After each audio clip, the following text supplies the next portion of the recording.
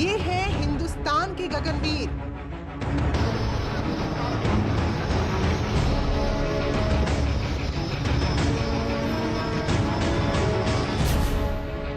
बंगलुरु में 13वां arrow India show.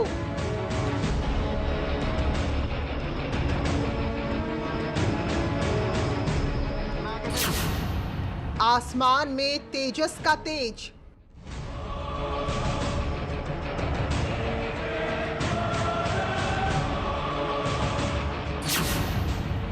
Surya Kiran और सारंग ने साथ में दिखाया दम।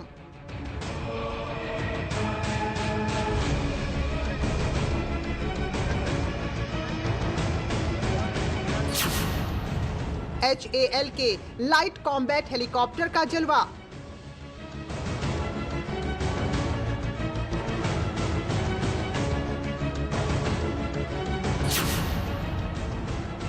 दुश्मन के चीथड़े उड़ा देगी ब्रह्मोस।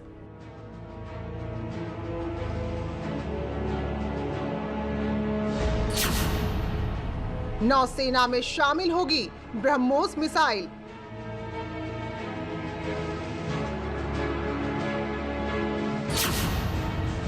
सुकोई 30 MKI में ब्रह्मोस।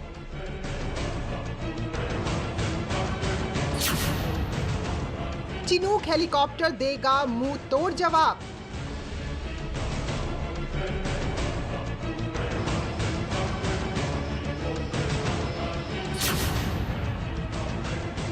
एरो शो में आत्मनिर्भर भारत का दम।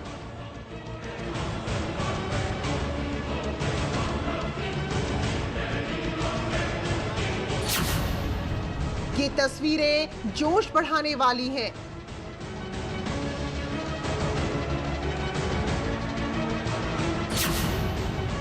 एयर शो में 55 से ज्यादा देश ले रहे हिस्सा। अमेरिका से उड़कर 26 घंटे में भारत पहुंचा B-1 बॉम्बर।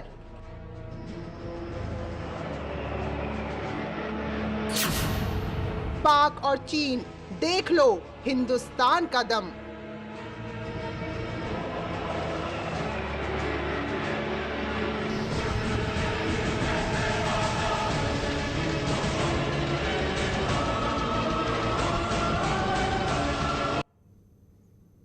स्वागत है आप सभी का। तो पूरा विश्व इस वक्त देख रहा है हिंदुस्तान का दम। 13वें एरो इंडिया शो में देश विदेश की 600 कंपनियां शामिल हो रही हैं। तो बंगलुरु में शो चल रहा है जो 5 फरवरी तक चलेगा। तो आप फिजिकली और वर्चुअली दोनों तरह से इस शो में हिस्सा ले सकते हैं, यानी कि आप खुद वहां जा भी सकते हैं या वर्चुअली डिजिटल तरीके से अपने घर में भी शो देख सकते हैं। इस एयर शो का उद्घाटन किया रक्षा मंत्री राजनाथ सिंह ने। इस मौके पर उन्होंने चीन को, पाकिस्तान को निशाने पर लिया और कहा कि भारत के खिलाफ जिस तरह से ये दो देश आतंकवाद को बढ़ावा दे रहे हैं, उससे दुनिया में सही संदेश भी नहीं जा रहा और भारत के खिलाफ दोनों देशों की साजिश है। उन्होंने कहा कि भारत को आतंकवाद का शिकार बनाना चाहते हैं और प्रायोजित आतंकवाद का शिकार बनाना चाहते हैं। लेकिन आज जो कुछ बंगलुरु में नजर आ रहा है वो बता रहा है कि हिंदुस्तान की तरफ किसी ने अगर गुस्ताख भरी नजरों से देखा तो उसका क्या हश्र होगा, क्योंकि एशिया का सबसे बड़ा एरो शो शुरू हो चुका है बंगलुरु में।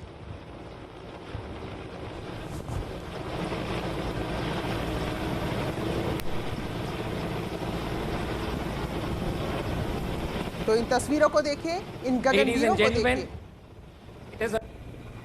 तो 55 देश इसमें हिस्सा ले रहे हैं। लगभग 600 कंपनियां हैं जो इसमें हिस्सा ले रही हैं। और सबसे अच्छी बात यह है कि जो तकनीक यहां पर विकसित की गई है उसमें ज्यादातर स्वदेशी हैं। ब्रह्मोस मिसाइल जो हमारी सेना की ताकत को बढ़ाता है, तेजस जो बताता है कि दुश्मन पर हम अचूक निशाना साध सकते हैं। तो ये एरो शो 5 फरवरी तक चलेगा और अगर आप में ये देखने का ज़्यादा इच्छा है तो आप बंगलुरु जाकर भी देख सकते हैं या फिर वर्चुअली भी इस शो में देश का दम देख सकते हैं।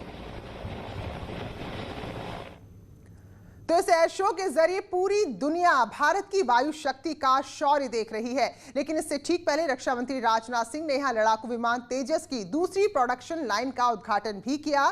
तो आत्मनिर्भर भारत की तरफ ये सरकार का एक और बड़ा कदम है।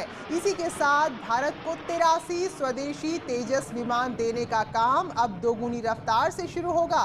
लेकिन तस्वीरों को आप फिर से देखिए, तेजस की उड़ान और आसमान पर रफ्तार देखकर अंदाजा साफ लग रहा है कि भारत की शान है ये एयरक्राफ्ट, जिसके दम पर कई बार भारत ने कई सफलतापूर्ण मिशनों को अंजाम तक पहुंचाया है। तो ये बेंगलुरु की तस्वीरें हैं और वाकई में ये जोश बढ़ाने वाली हैं, ये हौसला बढ़ाने वाली है, ये भरोसा दिलाने वाली है कि हमारा देश, हमारे देश की सीमाएं पूरी तरह सुरक्षित है।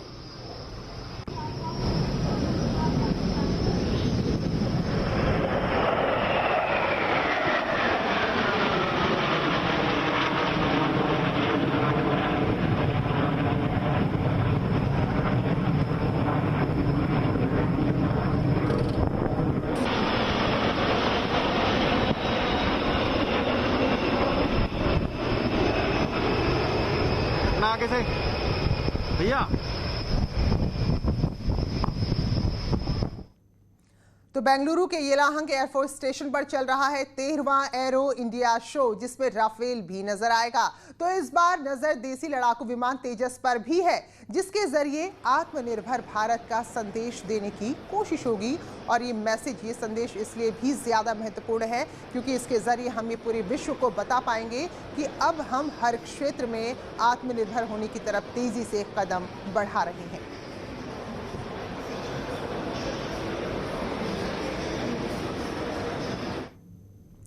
इस एयर शो में HAL यानी कि हिंदुस्तान एरोनॉटिक्स लिमिटेड का हेलीकॉप्टर की प्रदर्शनी भी लगाई गई है, जिसका आसमान पर नजारा देखने को मिला। इन तस्वीरों को देखकर हर एक भारतीय गर्व महसूस कर रहा है, क्योंकि इसी के दम पर दुनिया को भारत की ताकत का एहसास कराया जा रहा है। और उससे भी बड़ी बात, आत्मनिर्भर भारत की तस्वीर भी दिखाई दे रही है।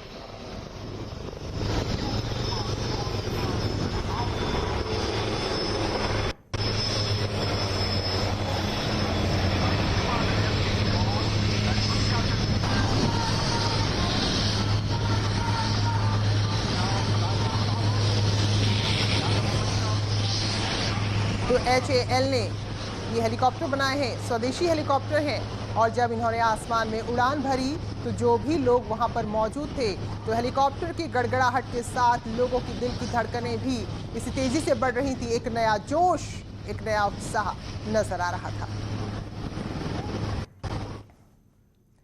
और इस प्रदर्शनी में चिनूक हेलीकॉप्टर भी नजर आए। जी हाँ, चिनूक हेलीकॉप्टर। इन हेलीकॉप्टर की खासियत यह है कि इस हेलीकॉप्टर की मदद से भारतीय वायुसेना ऊंचे और दुर्गम इलाकों में भारी भरकम साजो सामान ले जाने में सक्षम है।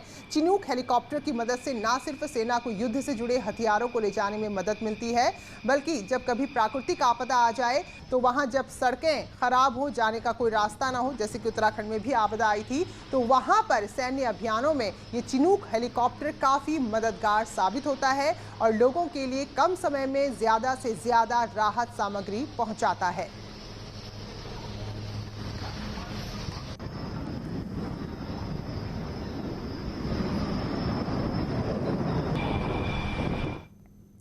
और सूर्य किरण टीम भी अपने कौशल की छटा बिखेर रही है। आसमान की ऊंचाइयों को छूते सूर्य किरण का जलवा वाकई में देखने लायक था।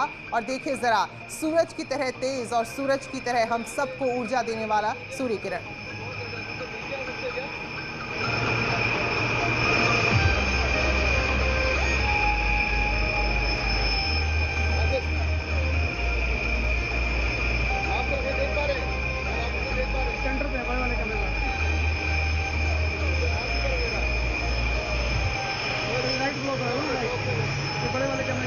तो 13वां एरो शो जो बेंगलुरु में हो रहा है, और एशिया का ये सबसे बड़ा एरो शो है। इसमें कई सारे देश, लगभग 55 देश हिस्सा ले रहे हैं। तो इससे आप ये अंदाज़ा लगाइए कि कितना महत्वपूर्ण एरो शो है। और जहाँ तक बात करें अपने उन पड़ोसियों की जो गाहे बगाहे एक तरह से धमकाते रहते हैं, तो ज़रूरी नहीं कि उनकी हर बात का जवाब बात से दिया जाए। दरअसल जो जवाब इस तरह से मिलते हैं, जो हम देख रहे हैं एरो शो के ज़रिए, वो ज़्यादा दमदार होते हैं। और यही जवाब मिल रहा है इस वक्त हमारे पड़ोसी चीन और पाकिस्तान को। जो सूर्य किरण है, देखें ज़रा, और जो भी लोग वहाँ पर मौजूद हैं इस वक्त या जिस वक्त मौजूद रहे होंगे, तो सोचिए कितना ज़्यादा रोमांचित करने वाला ये पल होगा। और जब ये आवाज़ आती है इन एयरक्राफ्ट्स की, वाकई में अगर किसी को मौका मिले और वहीं जाकर फिजिकली देखे इस एयर शो को, तो वो अद्भुत अनुभव होता है। जो जोश उस वक्त दिलों में होता है, उसको बयां करना भी काफ़ी मुश्किल है। तो सूर्य किरण जो जब यहाँ रनवे पर दौड़ रहा था, तो लोग वहाँ पर खुद को गौरवान्वित महसूस कर रहे थे।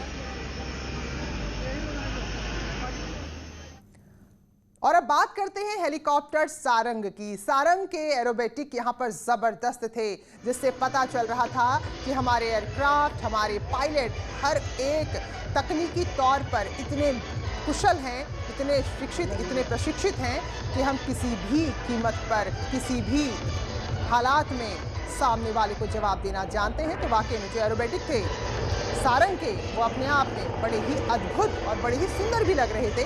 देखें ज़रा, तो जोश और जज्बे के साथ एक बड़ा ही बेहतर तालमेल, तारतम्य, जो अपने आप में लोगों को और ज़्यादा उत्साहित कर रहा था।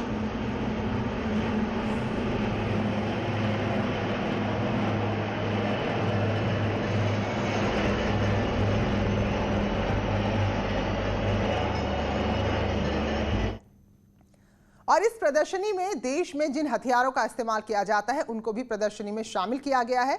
तो कई बार आपने देखा होगा कि देश के तमाम जवान कुछ इसी तरह के हथियार लेकर चलते हैं। तो जाहिर सी बात है, इन हथियारों को थामने के लिए एक काबिलियत चाहिए होती है, हर कोई नहीं थाम सकता। लेकिन यहाँ एयर शो में आप इनको देख ज़रूर सकते हैं। तो ये आपकी हमारी सुरक्षा कैसे करते हैं, वो सब इस प्रदर्शनी में दिखाया गया है।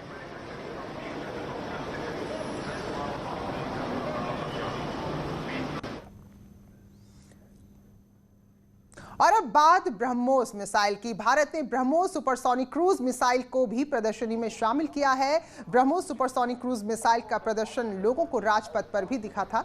आपको 26 जनवरी याद होगी, लेकिन इसको एरो इंडिया 2021 में भी शामिल किया गया है। इस मिसाइल को भारत और रूस ने मिलकर बनाया है, जिसकी वजह से भारत की वायुसेना की ताकत और ज़्यादा बढ़ी है। हम और ज़्यादा आत्मनिर्भर हुए हैं रक्षा उपकरण क्षेत्र में। तो ब्रह्मोस उसका एक बड़ा उदाहरण है।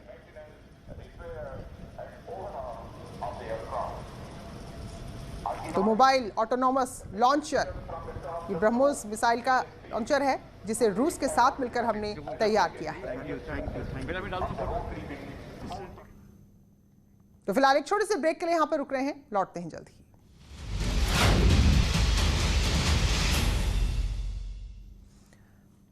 चीन की सरकार भारत के खिलाफ रणनीतिक दबाव बनाने की तैयारी कर रही है, कहें कि नाकाम कोशिश कर रही है।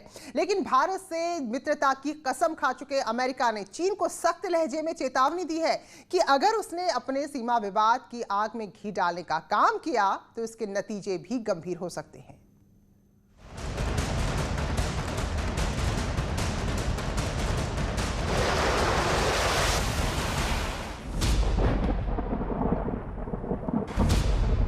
चीन को अमेरिका ने दी चेतावनी।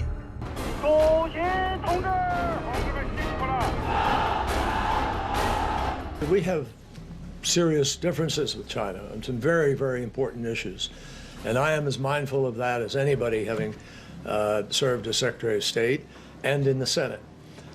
The issues of theft of intellectual property and access to market, South China Sea, I mean, run the list. We all know them. पड़ोसियों को धमकाना पड़ेगा भारी।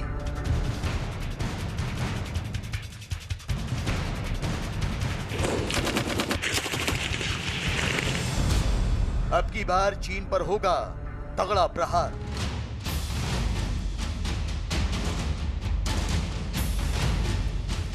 चीन पड़ोसी देशों की जमीन पर गिद्ध दृष्टि रखता है। चीन विस्तारवाद की नीति पर अमल के लिए हदें तोड़ने से भी परहेज नहीं करता।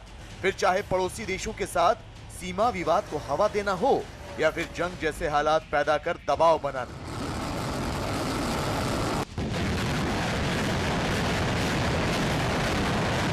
चीन की महत्वाकांक्षी सरकार अपनी सीमाओं का दायरा बढ़ाने की हर मुमकिन कोशिश करती रही है, जिसके कई उदाहरण भी हैं। जैसे चीन ने जानबूझकर भारत के साथ तनाव को बढ़ाया, ताइवान पर कब्जा करने की कोशिश की, जापान को ललकारा, दक्षिण चीन सागर में अपनी मौजूदगी बढ़ाई, यहाँ तक कि अमेरिका को भी चुनौती दी।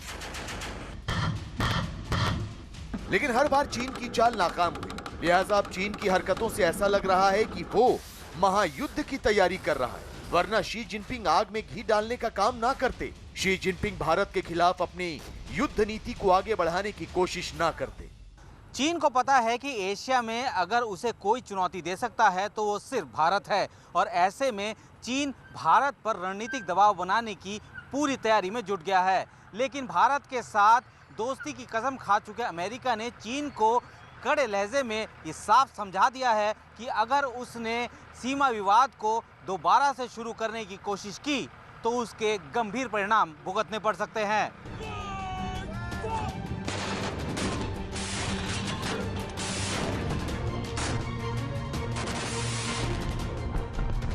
चीन को लग रहा था कि डोनाल्ड ट्रंप के रुखसत होने और बाइडेन के नए राष्ट्रपति बनने के बाद अमेरिका का चीन को लेकर रुख कुछ नरम होगा। खासकर भारत के मुद्दे पर अमेरिका तनाव से बचने की कोशिश करेगा। लेकिन हुआ उसके ठीक उलट। अमेरिका के नए राष्ट्रपति जो बाइडेन ने शपथ ग्रहण से पहले ही साफ कर दिया कि एशिया में भारत के लिए उसका क्या महत्व है और भारत से दोस्ती अमेरिका के लिए क्या मायने रखती है। The world is watching all of us today. So here's my message to those beyond our borders. America has been tested, and we've come out stronger for it. We will repair our alliances and engage with the world once again. Not to meet yesterday's challenges, but today's and tomorrow's challenges. वो दिन था और आज का दिन। America अपने दोस्त भारत के साथ खड़ा है। भारत चीन के बीच सीमा पर हुई झड़पों के संबंध में बाइडेन प्रशासन की पहली प्रतिक्रिया भी आ गई है, जिसमें चीन को अमेरिका ने चेतावनी भरे लहजे में विवाद से दूर रहने की हिदायत दी है। बीजिंग द्वारा पड़ोसियों को डराने धमकाने के निरंतर प्रयासों से अमेरिका चिंतित है। हिंद प्रशांत क्षेत्र में साझा समृद्धि, सुरक्षा और मूल्यों को आगे ले जाने के लिए हम अपने मित्रों, साझेदारों और सहयोगियों के साथ खड़े हैं। दरअसल अमेरिका का बयान उस वक्त आया जब हाल ही में चीन ने सिक्किम में घुसपैठ की कोशिश की। चीन ने एक बार फिर बॉर्डर पर विवाद को तूल देने की कोशिश की। लिहाजा बाइडेन प्रशासन ने साफ कर दिया कि वो भारत के साथ खड़ा है और चीन के किसी भी दुस्साहस को बर्दाश्त नहीं किया जाएगा। तो भारत की रणनीति से चौतरफा घिर चुका चीन अब बेबसी का मार्च कर रहा है। अमेरिका और भारत ने चीन के खिलाफ मिलकर एक ऐसा चक्रव्यूह रचा है जिससे चीन का निकल पाना नामुमकिन है। लिहाजा शी जिनपिंग की सरकार अपनी सैन्य ताकत बढ़ाकर इस चक्रव्यूह का तोड़ ढूंढ रही है।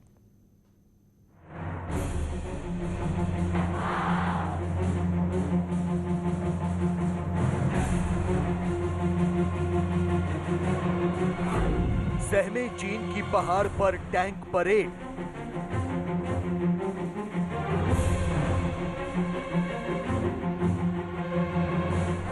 भारत के डर से चीन का समुद्र मंथन।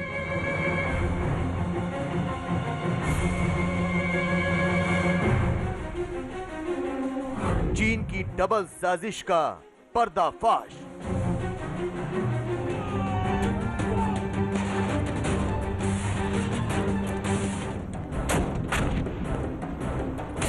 भारत की शक्ति से लाल सेना को गहरा सदमा पहुंचा है। पहाड़ की चोटियों पर हिंदुस्तान से मिली शिकस्त शी जिनपिंग को सोने नहीं दे रही। अमेरिका के साथ मिलकर भारत ने दगाबाज चीन की ऐसी घेराबंदी करनी शुरू की है जिससे उसकी छटपटाहट बढ़ती चली जा रही है। अपनी विस्तारवाद की नीति को औंधे मुंह गिरता देख चीन इस कदर सहम उठा है कि अब वो साजिशों के मकड़जाल से धमकी भरे पैगाम भेजने की कोशिश कर रहा है। चीन जमीन से लेकर आसमान और आसमान से लेकर समुद्र की गहराइयों तक हिंदुस्तान के खिलाफ चक्रव्यूह तैयार करने की कवायद कर रहा है।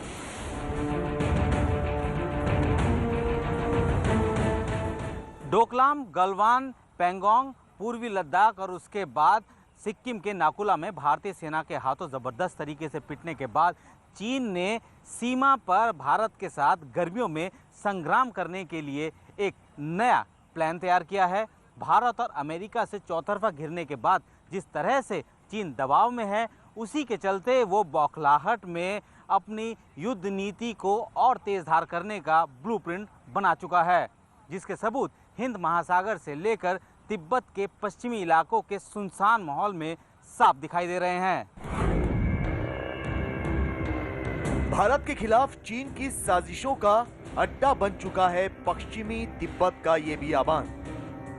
तिब्बत का वो सुनसान इलाका जो भारत की सीमा के बेहद करीब है, जहां से LAC यानी वास्तविक नियंत्रण रेखा कुछ किलोमीटर के फासले पर है। तो इसी फासले को अपने विस्तारवाद से कम करने की कोशिशों में जुटा चीन अब पश्चिमी तिब्बत में अपनी सैन्य शक्ति को मजबूत कर रहा है।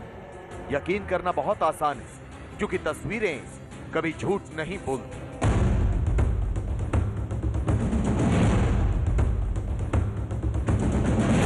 चीन की मीडिया ने एक बार फिर प्रोपेगेंडा फैलाने और भारत पर रणनीतिक दबाव बनाने के लिए ही सही, लेकिन ये वीडियो जारी किया है। इस वीडियो में पीपल्स लिबरेशन आर्मी के टैंक पश्चिमी तिब्बत में अभ्यास करते नजर आ रहे हैं।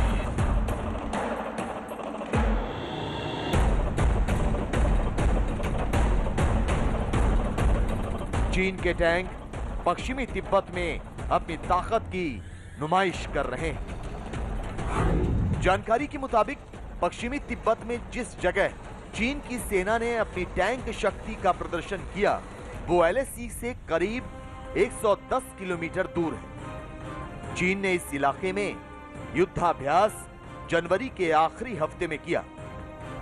चीन के इस प्रोपेगेंडा वीडियो को उकसावे वाली कार्रवाई के तौर पर देखा जा रहा है, क्योंकि भारत के साथ सीमा विवाद और LAC पर सैनिकों की संख्या कम करने के मुद्दे पर बातचीत चल रही है।